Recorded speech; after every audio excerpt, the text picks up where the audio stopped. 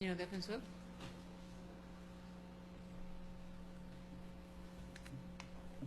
Gracias, señora juez. La defensa considera que cuando uno va a presentar unos alegatos, debe tener en cuenta cuáles fueron las razones fácticas de la acusación, porque es que la acusación es el libreto de la Fiscalía. Y en esas consideraciones, señora juez, escuchando a la distinguida colega, me pareciera que estuviéramos en otro juicio distinto al que llevamos acá. Le voy a decir las razones. Cuando yo miro la acusación, la Fiscalía dice en la página 2, se generó un intercambio de disparos, dice la Fiscalía, como situación fáctica. Y se refiere a la carrera 17 Avis Sur, número 6221, que es donde funciona el famoso establecimiento donde cayó la persona sin vida, Michicú y Quisquis, donde dice que entró una persona llevando en sus manos un arma de fuego, la cual apuntaba en varias direcciones. Eso es lo que la Fiscalía narra como situación fáctica. Ni siquiera tienen en cuenta la Fiscalía que los hechos que está cuestionando la misma Fiscalía en este momento ocurrieron en la calle 60 Sur con la 18A02, que son dos lugares totalmente diferentes y dos momentos totalmente diferentes que aquí se están confundiendo. Y hay que hacer como en la contabilidad un corte de cuentas para poder entender la historia. Lo que ocurre en el segundo evento, en Michicú, Quisquí, donde aparece la persona sin vida, son hechos totalmente distintos a los que ocurren en la calle 60C Sur, número 18A02, que es donde vive el señor Omar Saavedra, que no estaba al frente de su montallantas, sino que se encontraba era al frente en la acera donde queda la cafetería, cerca al lugar donde aparecen los impactos. Ahora, yo no puedo extender el famoso principio de progresividad que tiene la Fiscalía por desarrollo jurisprudencial, en el sentido de estar cambiando a todo momento la situación, la imputación jurídica. Se le permite a la Fiscalía que la cambie de la imputación a la acusación. Yo no estoy de acuerdo con ese procedimiento, pero así lo ha hecho la Corte. Pero si hubo un cambio en la acusación, es porque la Fiscalía tenía elementos nuevos. Y hoy nos sale la Fiscalía con una postura distinta, con un análisis fáctico distinto al que tuvo en cuenta para la acusación, y entonces eso lo que hace es generar un gran vacío que no va a permitir llegar a superar la duda razonable. Ese es el punto que realmente nos interesa, señora juez, en este momento. Pero la Fiscalía olvidó muchos aspectos que hubieran sido muy importantes para el desarrollo de la investigación, y no podemos cargarle las fallas investigativas al procesado, porque ese no es el objeto de un sistema, porque primero se investiga y luego se acusa o se imputa. El señor Aldo Cardoso dijo aquí claramente, y también lo ratificó la investigadora que estuvo aquí declarando, que inclusive hubo una cámara de un sitio donde hay un culto cristiano que no lo pudieron abrir porque no tenían en el momento la clave, y nunca insistieron en volver a buscar una clave para poder esclarecer los hechos, porque solamente nos quedamos con un ángulo pequeño que no nos permite, digamos, tomar una postura distinta que la que nos muestra ese espacio reducido de la cámara. Y en esa medida, esa insuficiencia investigativa no se la podemos cargar al procesado, y mucho menos ella nos va a llevar a superar el tema de la duda razonable. Pero también la Fiscalía olvida que en su propio informe, en el informe que ella presentó de la inspección de cadáver, la persona que había fallecido tenía un arma con la corredera atrás, sin un solo cartucho. Pero lo más gravoso, señora juez, es que la Fiscalía aquí, en este momento, ni siquiera aprobó que el señor Gerson Orrego hubiese causado la muerte al ciudadano que apareció sin vida en el establecimiento Michicú y Quisquis, como para hablar de un homicidio. Si aceptáramos en gracia de discusión la teoría del homicidio, como lo ha planteado la Fiscalía. no hay una sola prueba técnica que nos demuestre que de los disparos, está bien que él haya disparado, pero es que los disparos tienen una reacción, tienen una consecuencia, y la consecuencia no está probada en relación con el arma y con las lesiones que presenta la persona. No se hizo ese cotejo. Pero también la Fiscalía se le olvidó a la distinguida colega, y eso también obedece mucho a los cambios de los fiscales, que a veces se pierde el hilo, que es la misma entidad la que nos muestra que hay dos lugares diferentes. La Fiscalía nos presentó que había dos lugares distintos, y es que no son 4 cuadras, es una manzana gigantesca que va a terminar en otro lado, al otro costado, donde justamente cae la persona sin vida. Y también la Fiscalía, señora juez, se le olvidó algo que ella misma aprobó en el informe de balística. Nos dice que había una pistola que fue cotejada en la página 9 de 9. Nos dice que había una pistola que percutió una vainilla, y había un revólver que disparó 4 vainillas y un proyectil que encontraron en un lugar, pero no nos está diciendo que ese proyectil fue que impactó a la persona que murió, porque no se le olvide que hay un cruce de disparos inicial y hay un segundo cruce de disparos, y las armas, cuando se está en la línea de fuego, producen también un daño. Pero dice aquí, en este mismo informe, que las vainillas relacionadas como elemento material 3 y 4, marcadas B5, 7 y 6-7, fueron percutidas por una misma arma de fuego tipo pistola de igual calibre, pero diferente a la recibida para estudio. De tal manera que, aparte de la pistola que recibieron para estudio, no obstante que la Fiscalía siempre se ha opuesto y en contravía a los hechos de que había una segunda persona, que es la persona que hemos mencionado aquí, que ha sido capturada en varias oportunidades por los policiales, el famoso señor David, que precisamente esa persona fue capturada en los mismos hechos, y a pesar de que fue diferenciada en los informes, y a pesar de que no se les colocó en los mismos casos, esta persona, como lo dijo hoy el patrullero Gaviria, había sido capturada inclusive unos meses antes, porque es una persona de alta peligrosidad, lo cual justamente nos coloca en plano de hacer un análisis mucho más profundo sobre estos hechos.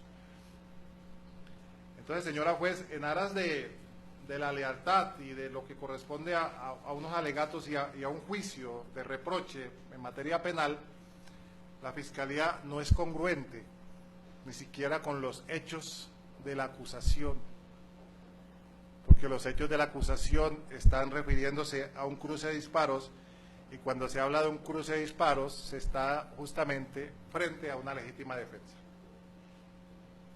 El cruce de disparos no se lo inventó quien habla, ni se lo inventó el procesado. El cruce de disparos es una situación fáctica de la Fiscalía, y estamos hablando de un cruce de disparos no con ángeles, sino con personas que tienen una gran habilidad en el manejo de armas de fuego. Si nosotros miramos el video, señora juez, encontramos que los tipos, aun cuando corren, solamente giran el cuello y disparan aún estando de espalda. Disparan. Entonces, solamente sacan la mano hacia un lado y disparan, y eso nos da una idea de la preparación que tienen estas personas en materia de esa actividad al margen de la ley. Ahora, nosotros ni siquiera podemos aceptar en gracia de discusión de que hubo un exceso en la legítima defensa. ¿Por qué, señora juez? Estamos hablando de 3 personas. Estamos hablando que la Cámara nos muestra cuando menos 2 de ellas disparando armas automáticas. Estamos hablando de que una persona fue capturada con un arma y el proveedor vacío, y así no se haya relacionado a nivel indiciario como hecho indicador debidamente probado, nos relaciona que se trata de los mismos hechos. Y nos está mostrando una persona que quedó sin vida, que aparece con un arma de fuego con la corredera hacia atrás, es decir, que toda la carga que tiene el proveedor fue utilizada. Fueron 2 cargas de armas automáticas utilizadas precisamente, y no podemos hablar, en gracia también de discusión, que estamos frente a una causal de legítima defensa con exceso en esas mismas causales, porque eran precisamente 3 personas contra el procesado y su familia, que se encontraban desarmados y que gracias a los conocimientos que tiene, no solamente de su preparación militar, ellos no contaban que el señor Gerson Orrego era un militar y que como militar tiene una preparación precisamente para el combate no solamente con armas, sino cuerpo a cuerpo, aunada también esa preparación a la adicional que tuvo en manejo de artes marciales. Y obviamente que no podemos desconocer ese hecho, máxime cuando él está con la familia allí. Y si nosotros miramos los videos detenidamente, y si la señora juez mira los videos, aparece el momento exacto en que la familia abandona el vehículo e ingresa a la casa, aspecto que la Fiscalía pone inclusive en un momento en duda y luego dice que no se puede dudar de que efectivamente estuvieran allí. Esas son las situaciones que uno tendría que mirar. Ahora, la Fiscalía en su manifestación tomó algunas situaciones que yo voy a relacionar ahora. Se trata de un hecho violento, efectivamente es un hecho violento, de eso no hay ninguna duda. Que la persona murió por proyectil de arma de fuego, tampoco se duda eso porque estaríamos nadando contra la corriente. Pero un hecho muy importante que la Fiscalía no menciona, y es que cuando uno tiene armas de fuego, no solamente basta demostrar que la persona no tenía un permiso para decir que esa persona tenía un arma de fuego ilegalmente, sino que las armas de fuego tienen un historial, y hay que hacer ese historial, así como se hizo con el arma de uno de la persona fallecida que había sido hurtada. Nunca, señora juez, se preguntó por el historial del arma, nunca se preguntó por el historial del arma porque eso hubiera sido importante, inclusive hubiera sido también favorable para los intereses del procesado, porque la Fiscalía también tiene el deber de mirar, cuando hace una investigación, no solamente lo desfavorable, sino también lo favorable. Así haya desaparecido el concepto de investigación integral. Todo lo que se encuentre hay que descubrirlo. Pero ¿por qué no se hace eso? Porque en un momento en los informes colocan el número del arma con diferentes números. El primer informe colocan IM 1993, en el otro colocan 1983 y obviamente nunca la van a encontrar en los registros de la industria militar. Esa situación hace que el arma nunca se pueda relacionar con nadie, ni con las personas agresoras, ni contra el señor capitán ni su familia, porque esa arma precisamente hubiera sido importante establecer cuál era su historial, porque hay un historial a nivel mundial, la ATF lleva un historial de las armas de fuego y hubiera sido muy importante para superar estas dudas que no se han podido superar en el momento. Dijo la Fiscalía que las personas habían huido del lugar y que por lo tanto desaparece la inminencia y la actualidad. Señora juez, el señor capitán nos explicó claramente que el propósito era entregar un arma. Él como militar, como servidor público, tiene el deber de informar todos los hechos que se presenten con respecto a su vida, inclusive su vida en lo que tiene que ver con aspectos que eran de naturaleza privada, la actividad que estaba realizando y lo que se le presentó aún estando en vacaciones o con permiso porque no estaba de servicio. Entonces la Fiscalía desconoce que cuando hay ese desplazamiento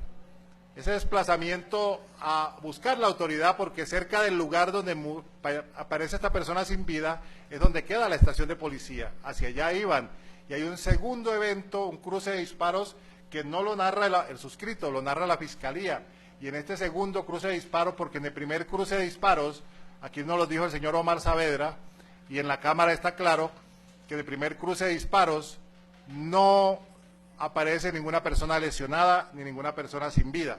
Entonces no podemos decir que se perdió la actualidad, que se perdió la inminencia por el hecho de que haya un segundo episodio que nadie prevé. Ellos no salieron a buscar a las personas, ellos no salieron en plan de retaliación, ellos salieron con la finalidad de precisamente pedir el apoyo a la autoridad, porque es que el peligro, el problema de la inminencia es difícil de determinar, sobre todo en esos momentos de angustia.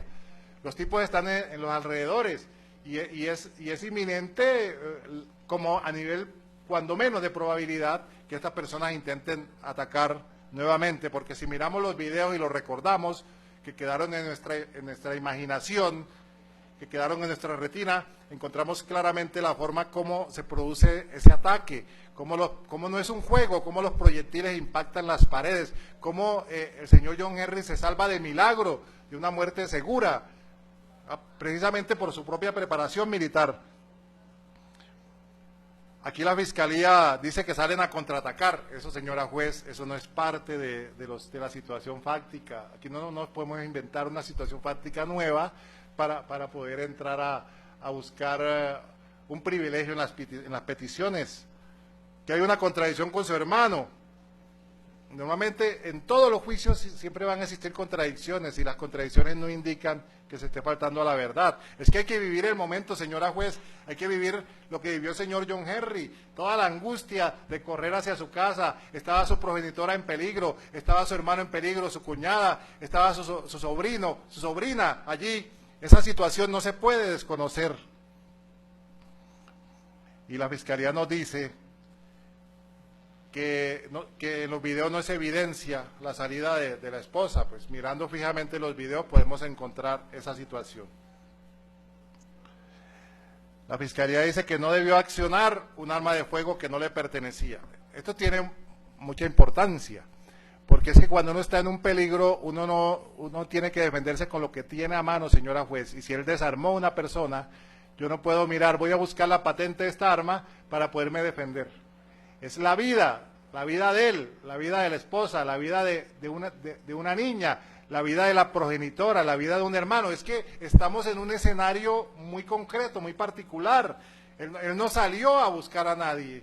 Él sencillamente está respondiendo a una agresión y está tratando de buscar la policía, y en la dirección de la primera búsqueda es donde se encuentra precisamente con ese cruce de disparo que la Fiscalía habla en su acusación. ¿Se valió esa arma de fuego para perseguir a los atacantes? No, él se valió de su arma de fuego para defenderse.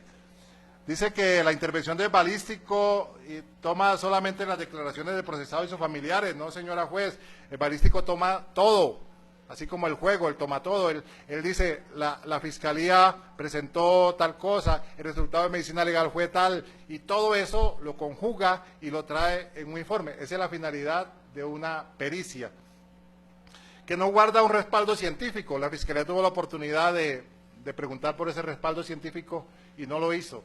Y ahora en sede de argumentación no se puede hablar de esa falta de respaldo. Que se habló de situaciones que no fueron debatidas en el juicio. Todas las situaciones que el perito planteó fueron situaciones que están en la investigación. Que algunas no se hayan debatido en el juicio por alguna razón, entonces quitémosla. Pero no por eso le podemos quitar al perito la seriedad y la connotación de su pericia. Ahora, el hecho que Ordóñez no recuerde nada no quiere decir que él no haya participado en un procedimiento. Ahí está claro que él participó en un procedimiento y si la memoria le falla, ese no es un problema del señor Orrego. Sin embargo, está claro que hubo una segunda captura y que el señor Gaviria nos dijo claramente que unos meses antes había capturado a una persona que es la misma persona que es capturada en el día de los hechos, y como tenemos que también darle credibilidad a los indicios, porque si bien la ley 906 de 2004 no los trae contemplados, la Corte ha dicho que los indicios, cuando los hechos indicadores están debidamente probados, cuando no se le hace una doble valoración a esa premisa mayor, a ese hecho indicador, tenemos que darle fuerza probatoria. Y lo que está probado es que este tipo era una persona que habitualmente andaba armada, que no era una persona que iba con buenas intenciones, porque inclusive agredió a la Policía Nacional. Es una persona que tiene una situación con una predisposición al delito. Que el señor Omar Saavedra estaba al frente de su montallanta, ¿no? Él estaba al frente de la cafetería y él tuvo una visión clara de lo que pasó. Y dijo la Fiscalía que sobre los hechos posteriores no dio de cuenta a John Henry. Es que la defensa no le preguntó sobre los hechos posteriores. La defensa terminó claramente hasta el momento exacto en que él corre y va hacia la motocicleta. Si la Fiscalía quería preguntarle sobre lo que pasó en ese segundo lugar, porque son dos lugares distintos, pudo haberlo citado como testigo directo de la Fiscalía para poder aclarar sus dudas en lo que tiene que ver con el tiempo, el modo y el lugar, en lo que tiene que ver con la declaración de John Henry. De manera, señoría, que en este escenario nos encontramos que tanto los disparos realizados obedecen a una situación actual y una situación inminente. Ya en ese momento no están en peligro, en ese segundo evento que la Fiscalía llama contraataque, no están en peligro la esposa y la niña, sino que están en peligro él y su hermano frente a dos personas que todavía permanecen armadas en el entorno. Y la prueba que aparecen armadas en el entorno es que están todavía allí y que el tipo va a morir allá en otro lugar, en la misma dirección que la Fiscalía plantea. Carrera 17 Avi Sur, número 6221. Es un lugar totalmente distinto al primer lugar. Quiere decir que había una influencia de estas personas y estas personas estaban claramente allí con esa finalidad. ¿Y cuál es la postura del señor oficial? Es un servidor público y tiene el estricto deber legal de entregar un arma que no le pertenece. La misma Fiscalía lo dice claramente, no le pertenece. No se puede quedar con ella por el hecho de que desarmó a un contrario. Y él dijo claramente que no le disparó a la persona neutralizada, sino que precisamente disparó ante las personas que trataban de neutralizar a su hermano, que trataban de quitarle la vida. Y en esas circunstancias, señora juez, la defensa no encuentra un asidero jurídico para hablar ni de un homicidio doloso en una vía de contraataque, ni de un homicidio como se presentó en la acusación, con exceso en las causales, porque ni siquiera la Fiscalía nos dijo en sede de la acusación, en la vía que llevaba la acusación, cuáles fueron los excesos en los cuales pudo haber incluido el señor Gerson Orrego para decir que se había salido de los parámetros de una legítima defensa normal. Y el arma de fuego obviamente está más que justificada. Yo desarmo a una persona, me defiendo con esa arma porque yo no puedo salir corriendo si tengo un arma. Hay precisamente una proporción. ¿Y qué tengo que hacer, señora juez? Ir a buscar la autoridad para poner en conocimiento lo que estaba ocurriendo. Y en ese trasegar, señora juez, la norma no puede ser tan caprichosa. En ese trasegar, en el momento en que él desarma a la persona, no se le puede juzgar por el hecho de un porte ilegal porque está precisamente utilizando una herramienta que iba a ser utilizada en contra de él para defender su vida. Y la Fiscalía no probó lo contrario. La Fiscalía no tiene un historial del arma para decir que ésta pertenece a un familiar del señor Orrego. La Fiscalía ni siquiera pudo demostrar, como aquí trató de sugerir en el interrogatorio del señor Balístico, que el tema del bolso negro, aquí quedó claro, lo explicó el procesado tuvo la valentía de acudir a su propio juicio y de explicar las razones, cosa que muy poco ocurre. Le puso la cara a la justicia, le puso a la señora juez toda su capacidad de análisis, con la seriedad. Yo, no Perdón, por el hecho doctor, de... ya le quedan 3 minutos. Sí, doctora.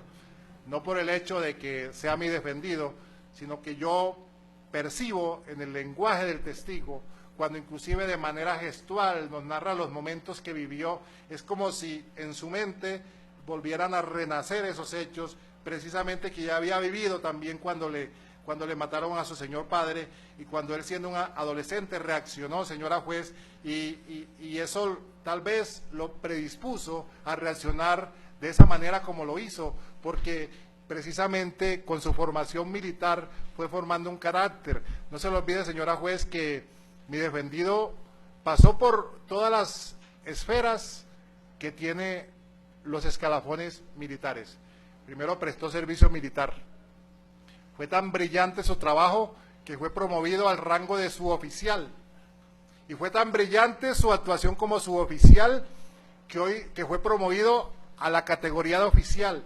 Y ha sido tan brillante su carrera, tan incuestionable su carrera, que hoy en día se encuentra como oficial de planta en la Escuela Militar de Cadetes, justamente donde se forman las nuevas generaciones que van a defender no solamente los mares, sino los ríos de Colombia y sus alrededores, señora juez. Eso le permite a usted, señora juez, tener una situación concreta sobre quién es este hombre que está siendo juzgado hoy y sobre la preparación que tiene para actuar de la manera como lo hizo y sobre la entereza que tuvo para venir a contarnos acá la manera como lo hizo.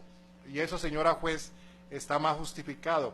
de tal manera que la defensa solicita para cerrar su intervención que el sentido del fallo por los dos tipos penales, señora juez, para el señor Gerson Osvaldo Rego, sea de carácter absolutorio. Muchas gracias. Señora fiscal, indique al despacho si desea hacer uso de la réplica. Sí, señora juez, solamente para indicar, no es falta de lealtad de la Fiscalía, no es falta de congruencia, señora juez, porque el cruce de disparos del que habla el señor defensor no se discute. La Fiscalía no puso en duda de que hubiera habido una agresión que se inició actual e inminente y que la reacción puede ser proporcional en la medida en que ese ataque persista en cuanto a su actualidad e inminencia. También debe decir, señora juez, que no se está inventando un hecho nuevo. La calificación jurídica puede ser modulada por la Fiscalía hasta la presentación de los alegatos finales. Y si la Fiscalía manifiesta un cambio en su postura respecto de la acusación que realizó, es porque de la prueba vertida en juicio se evidencia una situación diferente. Es decir, que por ello la Fiscalía le solicitó no tuviera en cuenta el atenuante relativo al exceso en la legítima defensa. Recuerde que en la acusación se hizo por el homicidio determinado por un exceso, pero considera esta delegada que al haberse practicado la prueba en sede de juicio oral, quedó claro que no había un exceso en la legítima defensa, porque es que el exceso se da cuando se utiliza un mecanismo que no es proporcional con el utilizado primigeniamente en el ataque.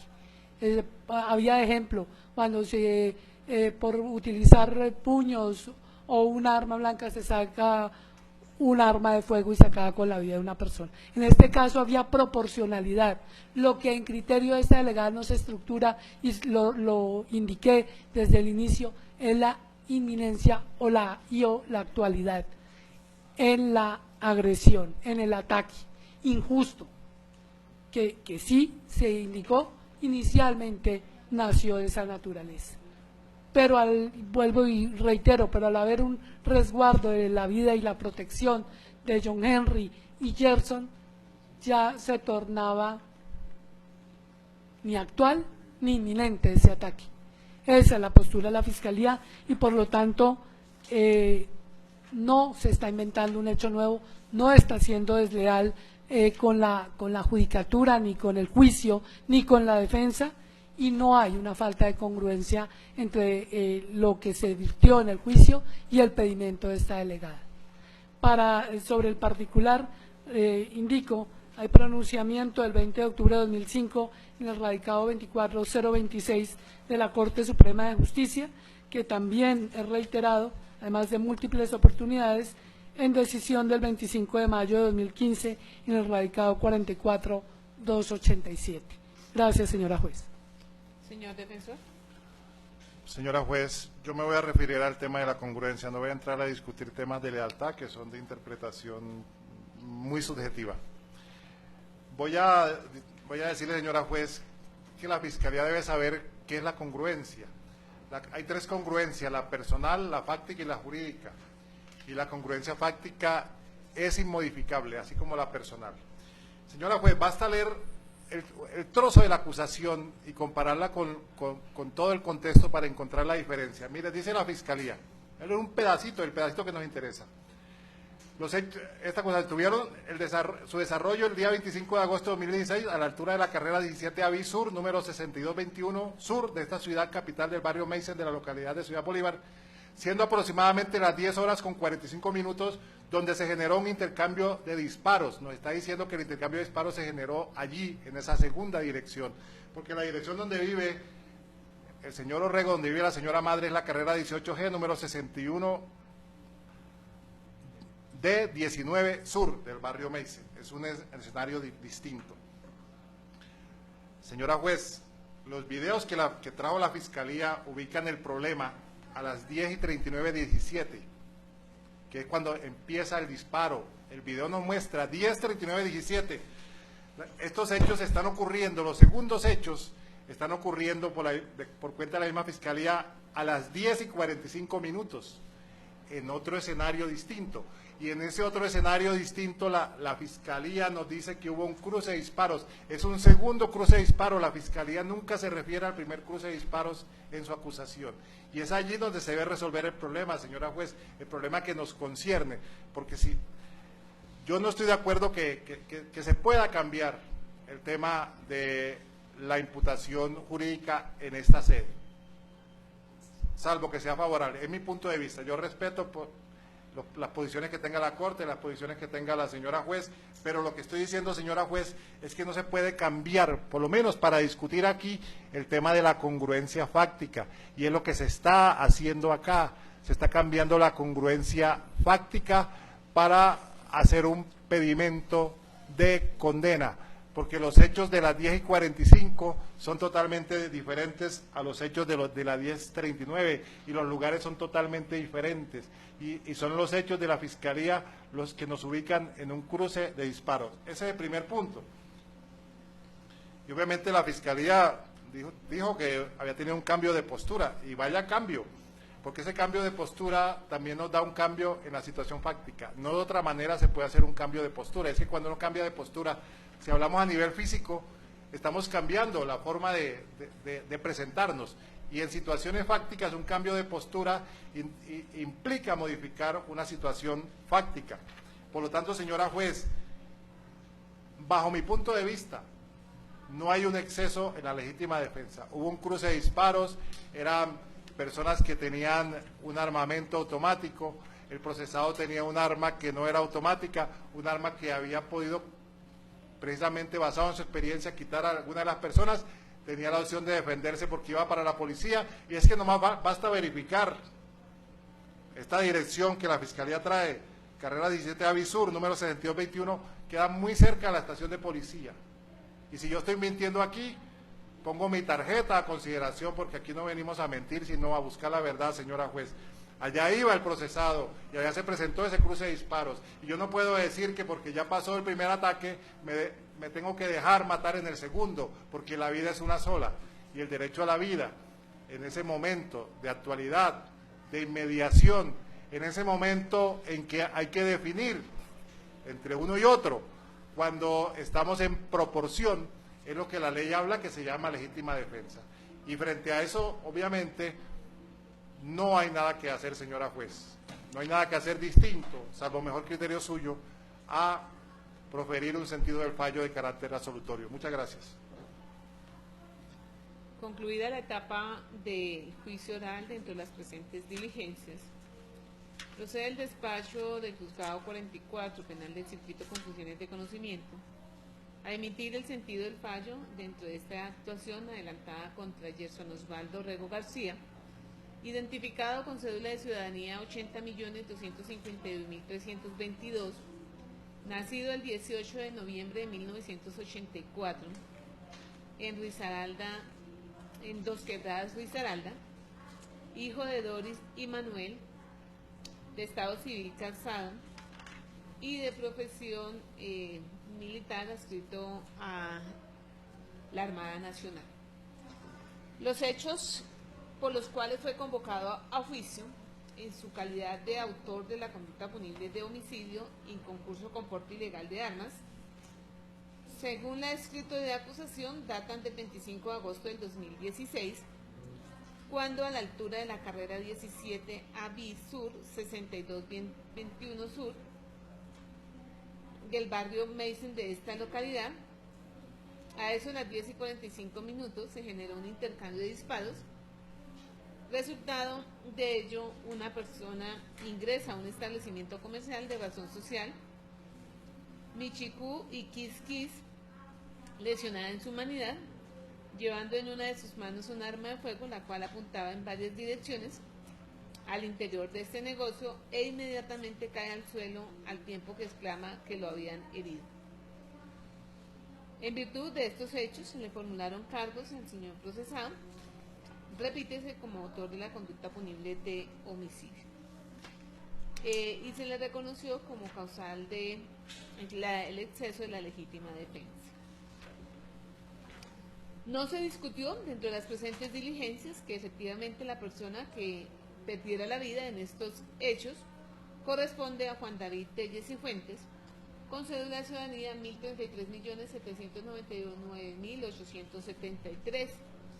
Tampoco fue sometido a discusión que el procesado se trata de Gerson Osvaldo Orrego García, con cédula 80.251.322. Igualmente se dio por probado entre la Fiscalía y la Defensa el acta de inspección al cadáver de quien en vida respondiera al joven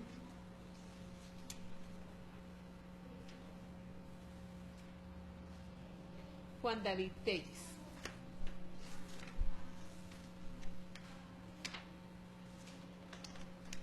A través del testimonio del patrullero Rafael Gustavo Grande Juan, se allegó al plenario el informe del primer respondiente y asimismo John Edwin Cañizales Zapata da cuenta del bosquejo fotográfico y topográfico y fotográfico que se incorporara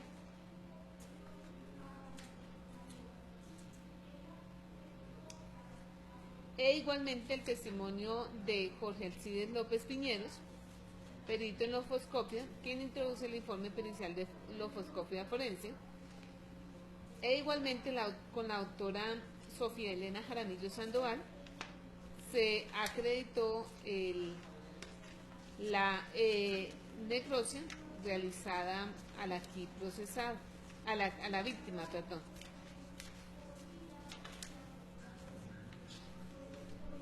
En la cual se determinó cuál fue la causa de su fallecimiento. En dicha necropsia se dice que las lesiones que presentaba la víctima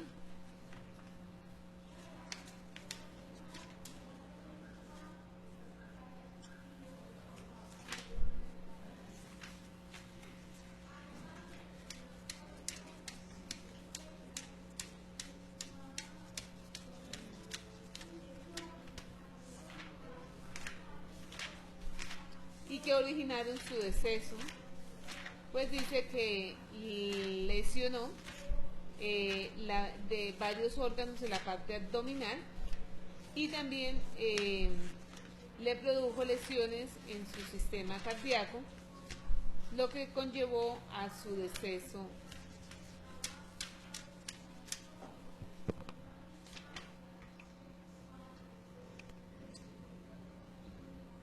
Originando un choque hemorrágico apto para causar la muerte. Asimismo, se recepcionó el testimonio de la investigadora que dirigió los actos de investigación dentro de estas diligencias, con quien se incorporó un video del lugar de los hechos, como también las circunstancias de tiempo, modo y lugar en que los mismos se ejecutaron. Se recepcionó el testimonio de los señores Luis Hernando Gaviria Campo, Orlando Ordóñez Vázquez, Mario Daniel Díaz Moreno, Omar Saavedra, Aldo Cardoso Camargo, Manuel Leonardo Flores Padilla, Gladys Carrillo Vargas, que fue la investigadora, y el hermano del procesado, el señor Henry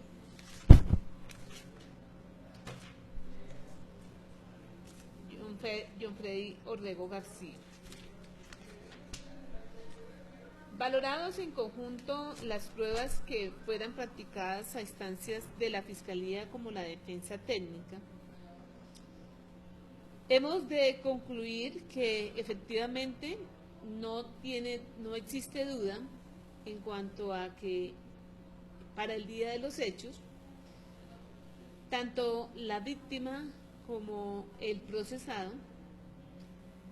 estuvieron presentes en el Teatro de los Acontecimientos, que en dicho lugar se presentó un cruce de disparos, e igualmente que como consecuencia de ese cruce de disparos perdió la vida el joven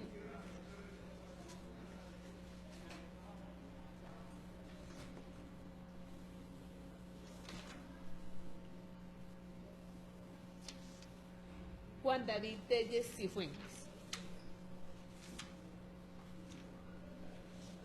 En relación a las circunstancias que dieron origen a ese fallecimiento, la forma como la misma se presentó, el autor de dicho deceso,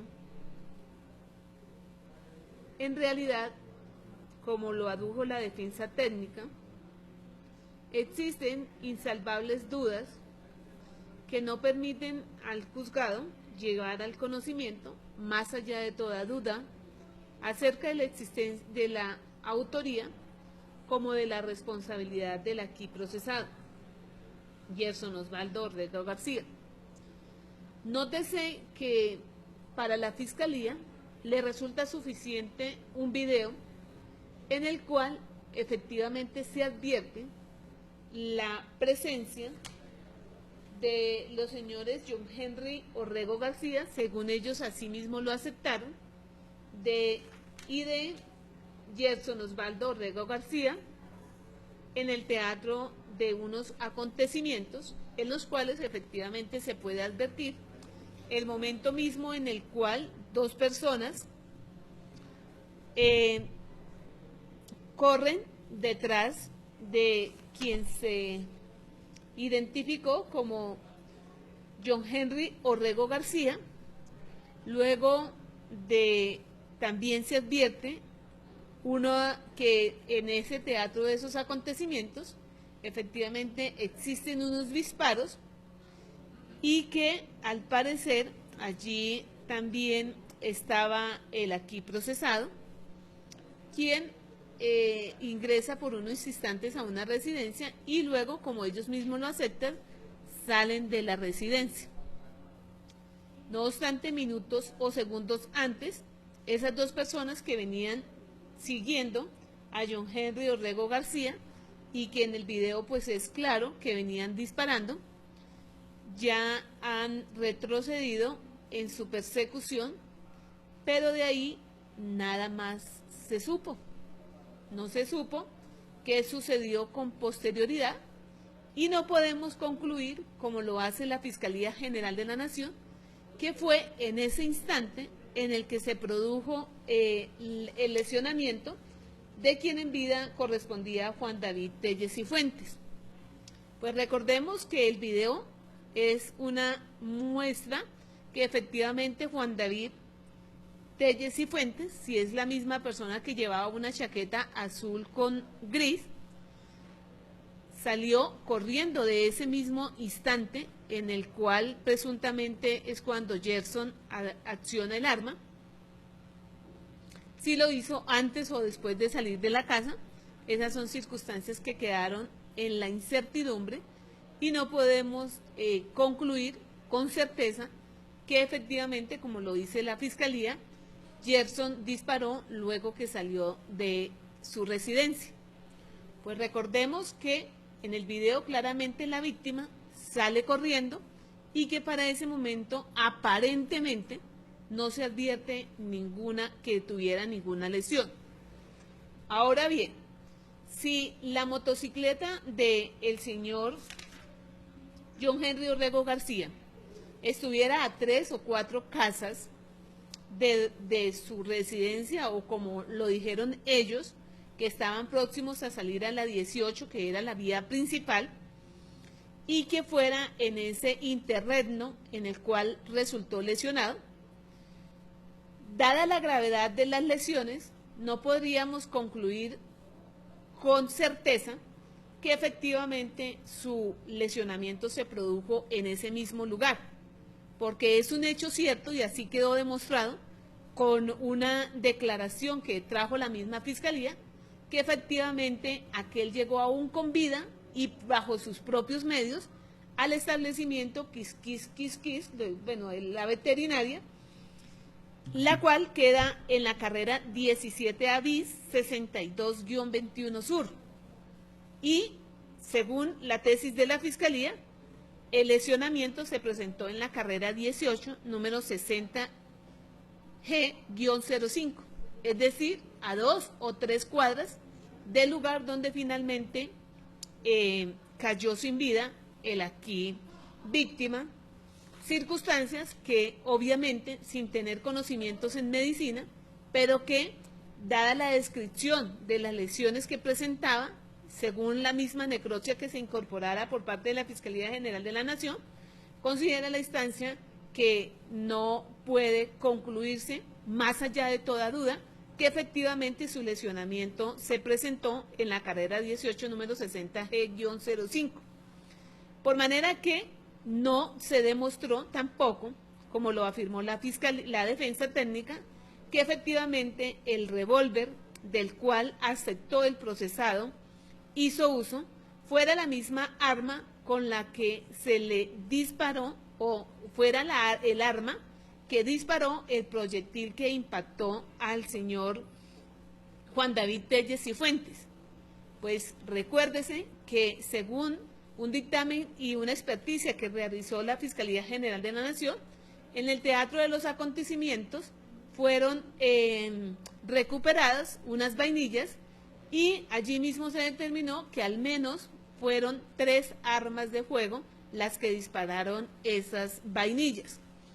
Entre ellas, efectivamente, 4 vainillas que disparara el revólver del cual el procesado hizo uso.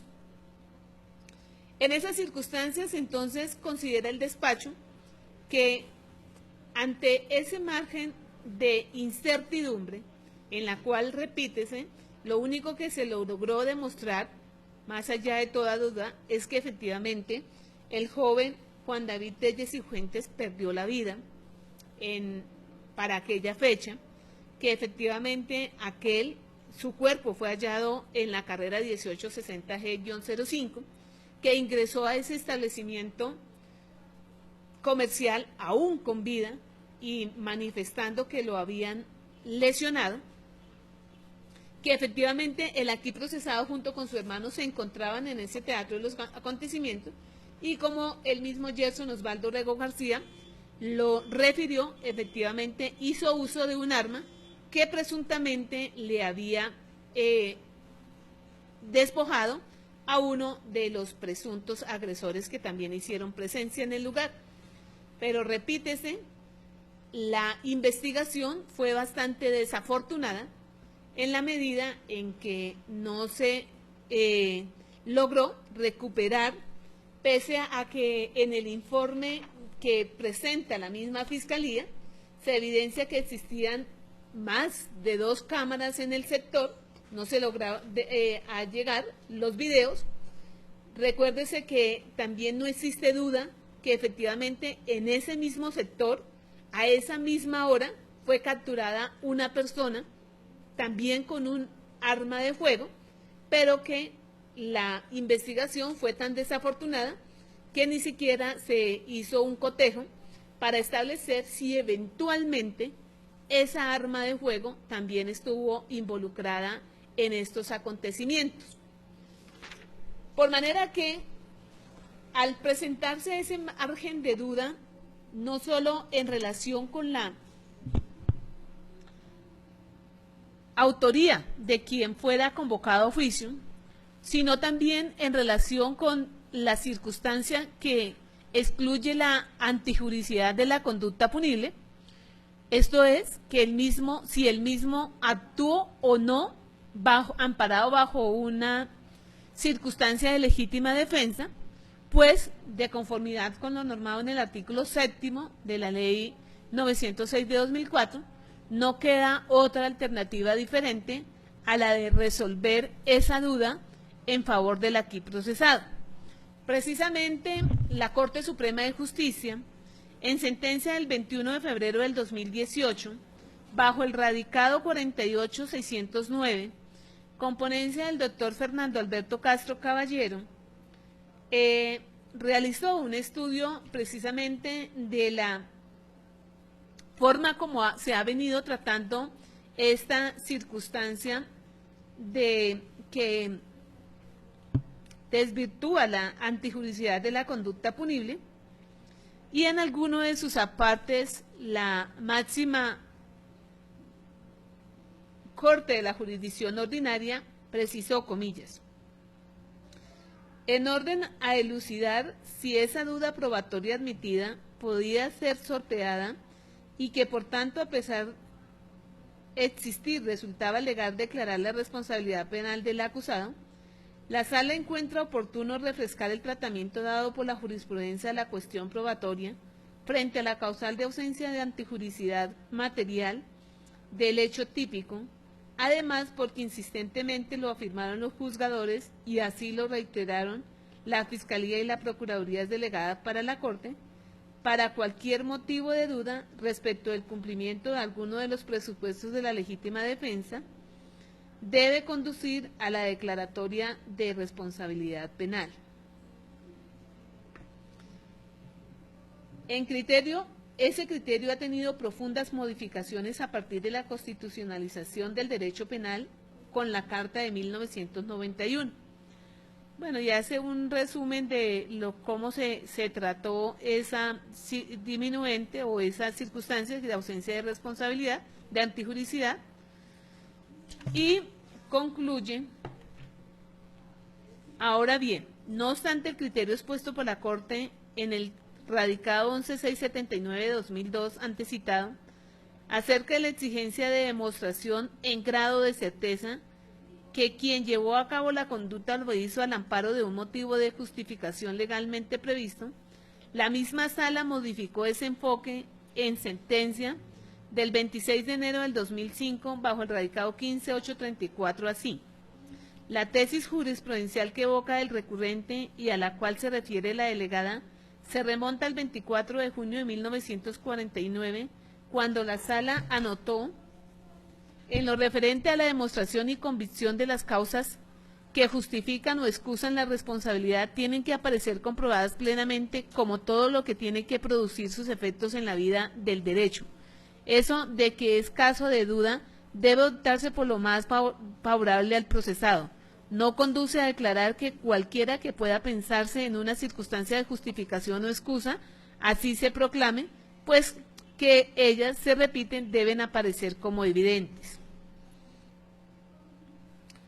Toda duda debe favorecer al procesado, debe resolver a favor del procesado cuando no haya modo de eliminarla. Dispuso el legislador de 1971, como igual lo había hecho en 1938, de 1987, en el artículo 248 del decreto 0050, reprodujo el mandato, el de 1991 en el artículo 445 del decreto 2700, simplemente suprimió la locución cuando no haya modo de eliminarla, y en lo restante lo conservó, y el de 2000, a través del artículo 7 de la ley 600, lo introdujo como norma rectora. El mandato legal de que toda duda debe resolver a favor del sindicado, en fin, no permite excepción de ningún tipo, cierra comillas. Basten entonces esas consideraciones con las demás que serán expuestas en el momento de dictar la sentencia para concluir que efectivamente no se logró demostrar, más allá de toda duda, la autoría de Gerson Osvaldo Rego García en la conducta punible de homicidio en concurso heterogéneo con fabricación, tráfico o porte de tenencias de arma de fuego, accesorios o partes o municiones, y en relación con esta segunda circunstancia también existe duda en relación con si el aquí procesado actuó o no amparado bajo una causal de legítima defensa. Como habíamos quedado comprometidos y que precisamente la señora fiscal tiene audiencia ahorita a las 4 de la tarde, entonces la conclusión es que la sentencia será de carácter absolutorio. Y para efectos de proferir el fallo que se ha anunciado, se fija el próximo 15 de noviembre a las 11:30 de la mañana, dejándose constancia que las fechas anteriores a este señalamiento se encuentran ya fijadas dentro de otras causas donde hay procesados privados de la libertad o víctimas menores de edad. ¿Algún inconveniente, señora fiscal?